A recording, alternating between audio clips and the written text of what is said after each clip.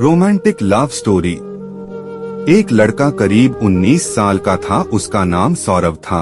बहुत ही ज्यादा चंचल, थोड़ा होशियार, पढ़ने लिखने में माहिर लड़का था। वह अपनी पढ़ाई गांव से दूर रहकर एक शहर में पढ़ाई करता था। सौरभ के कॉलेज में गर्मियों की छुट्टी तथा होली की त्योहार के कारण उनके कॉलेज में छुट्टी होने वाले थे। वह रायपुर शहर से अपना घर छत्तीसगढ़ के बस्तर जिला में जाने वाला था। सौरभ का घर बस्तर जिला में ही स्थित था। कॉलेज छुट्टी होते ही सभी लड़के अपने अपने घर की तरफ बस पकड़कर निकल पड़े थे। फिर उन्हीं में से सौरभ भी अपने घर की तरफ जाने के लिए टिकट काउंटर पर अपना टिकट कटाने के लिए गया था। जैसे ही टिकट काउंटर पर गया था, वहाँ बहुत ज्यादा भीड़ लगी हुई थी। लेकिन दूसरी तरफ टिकट काउंटर के दूसरी लाइन में लेडीज मतलब की महिला लोगों की लाइन लगी हुई थी। बस बहुत जल्द ही आने वाली थी, जिसका हमसे सौरभ को भी जल्दी में टिकट कटाने की जरूरत थी। वह जब टिकट काउंटर पर गया तो देखा कि बहुत ज्यादा भीड़ होने के कारण वह बहुत पीछे लाइन में लग गया था। सौरभ को लग रहा था कि अब टिकट मिलना मुश्किल ही नहीं नामुमकिन है, क्योंकि बस आने में मात्र 10 मिनट ही बाकी थे और करीब 50 लोगों की लंबी लाइन लगी हुई थी टिकट काउंटर में।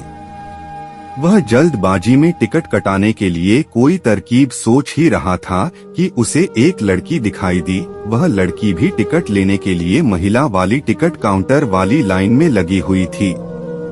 वह लड़की भी बस्तर जाने वाली थी और उनके पास पेन नहीं था टिकट फॉर्म भरने के लिए। ऐसे में सौरभ के ऊपरी पॉकेट में कलम देखकर वह लड़की कहती है कि कृपया मुझे थोड़ा सा कलम दीजिएगा, मुझे भी फॉर्म भरना है टिकट खरीदने के लिए।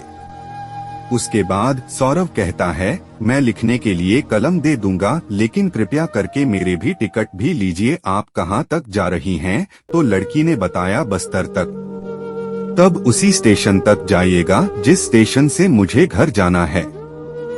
तभी वह लड़की पूछती है कि आपको कौन सा स्टेशन तक जाना है। उसके बाद सौरभ कहता है कि मुझे बस्तर के जगदलपुर बस स्टेशन तक जाना है। फिर उसने वह लड़की भी कहती है, मुझे भी बस्तर डिस्ट्रिक्ट तक जाना है। फिर उसके बाद सौरभ कहता है कि एक ही टिकट में मेरा नाम लिखिएगा, मुझे भी टिकट लेने में आसानी हो जाएगी और फिर हम लोग उसी टिकट से अपना सफर तय कर लेंगे। लड़की सौरभ का बात मान जाती है। वह कहती है कि ठीक है, मैं आपका टिकट अपनी टिकट में मिलाकर ले लूंगी।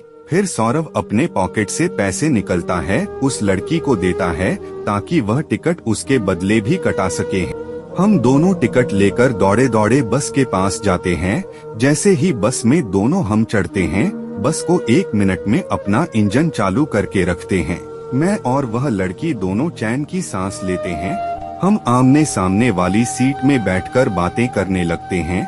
रायपुर स्टेशन से बस्तर स्टेशन जाने के लिए करीब करीब 8 से 9 घंटे लगते हैं और वह भी यह सफर रात का सफर होता है। वही वहाँ से बस है रात में ही चलती है। ऐसे में दोनों को बातचीत करने के लिए मौका मिल जाता है। दोनों अपनी अपनी सीट पर बैठकर दोनों एक दूसरे से बातचीत करना शुरू कर देते हैं। गाड़ी चलते ही थोड़ी देर होने के बाद वह लड़की कहती है कि मुझे खाना खाना है, मुझे भूख लगी है। तभी सौरभ कहता है, जी ठीक है, आप खा लीजिए, मैं बाद में खा लूंगा, मुझे अभी भूख नहीं लगी है।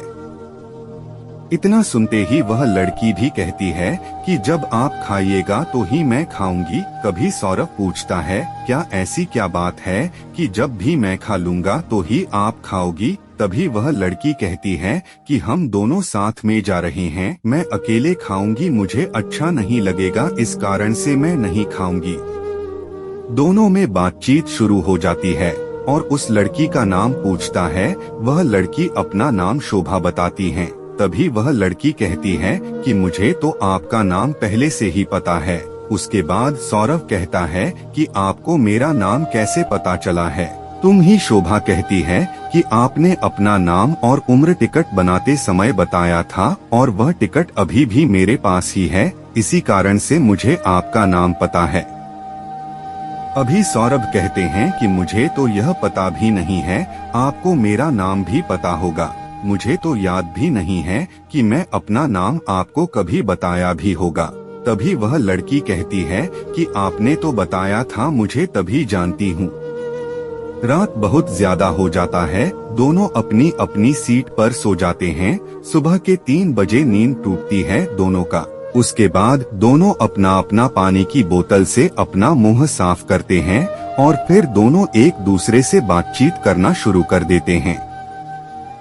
ऐसी बात करते करते सुबह के 6 बज जाते हैं। दोनों के बस अपना गंतव्य स्टेशन पर पहुंचने वाली होती है। दोनों सोचते हैं कि अब हमें एक दूसरे से अलग हो जाना है। सौरभ वह लड़की बहुत पसंद आती है, मतलब सौरभ को शोभा बहुत पसंद आती है और शोभा को भी सौरभ बहुत पसंद आता है।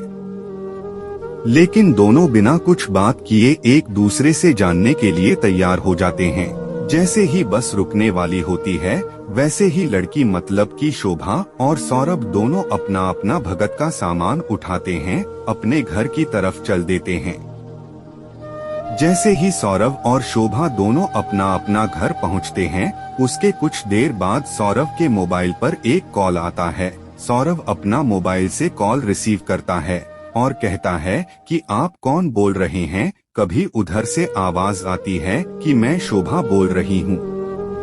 यह सुनकर सौरभ का मन विचलित हो जाता है और वह खुशी के मारे इधर उधर घूमने लगता है, क्योंकि सौरभ को शोभा का नंबर तथा उसका कॉल देखकर उसे बहुत ज्यादा खुशी मिली है। तभी शोभा मोबाइल पर कहती है कि आपने अपना घर पहुंच लिया है।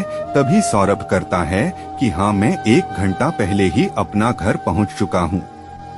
उसके बाद सौरभ शोभा से पूछता है कि आपने अपना घर पर पहुंचती है। तभी शोभा कहती है कि मैं भी 1 घंटे पहले ही पहुंच चुकी थी। मुझे नहाने और फ्रेश होने में टाइम लग गया था, इसलिए मैं 1 घंटे बाद फोन कर रही हूँ। अब दोनों में खूब अच्छी तरह से बातचीत होने लगी है। दोनों मिलकर उस दिन भर रात भर मिलकर बातें करते रहते हैं और उन दोनों को एक दूसरे से काफी ज्यादा मित्रता और एक दूसरे में प्यार होने लगा था। एक दूसरे से मिलने के लिए एक दिन बस स्टेशन पर बुलाया और स्टेशन के बाजू में एक पार्क था, वही दोनों एक दूसरे से मिलने का समय भी फिक्स किया था। फिर दोनों मिलकर बातचीत करते हैं, दोनों एक दूसरे को समझते हैं तथा एक दूसरे को प्यारा अथवा किस करते हैं। उसके बाद दोनों अपनी शादी के लिए अपने अपने घर वाले को कहते हैं। घर वाले दोनों के घर वाले से बातचीत करते हैं और शादी के लिए राजी हो जाते हैं। यह सुनकर सौरभ का मन में खुशी का ठिकाना नहीं रहता है और अपनी शादी के बारे में सुनते ही दोनों को खूब जमकर बातें करने लगते हैं। उसके कुछ ही देर बाद दोनों की शादी हो जाती है और फिर दोनों एक दूसरे के साथ उसी तरह सेवा से एक परिवार के साथ रहने लगते हैं। दोनों का रिश्ता एक बहुत ही ज्यादा बेहतरीन और बेहतर ढंग से निभाया जा रहा था, क्योंकि दोनों एक दूसरे से बेहद ही ज्यादा प्यार करते थे।